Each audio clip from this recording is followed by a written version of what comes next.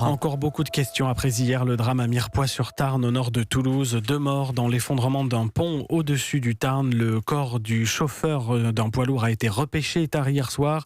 Un camion engagé sur l'édifice interdit aux plus de 19 tonnes. Le véhicule dépassait peut-être ce tonnage maximal autorisé. La seconde victime s'appelait Lisa. Il s'agit d'une lycéenne de 15 ans, piégée dans l'autre véhicule tombé dans la rivière. Elle s'y trouvait avec sa mère.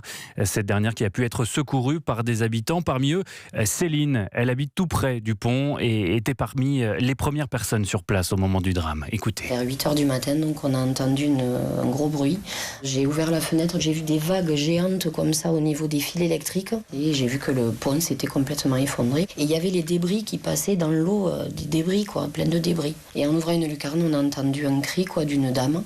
Donc je me suis habillée, je suis vite allée dans la rue voir ce qui se passait. J'ai vu qu'il y avait une dame qui était en bas dans l'eau et qui criait ma fille, ma fille.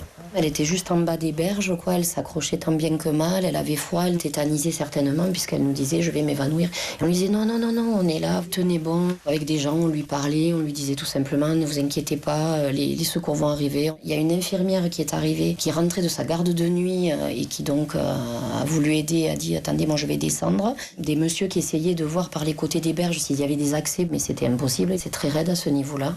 C'était d'autant plus difficile, quoi, puisque voilà.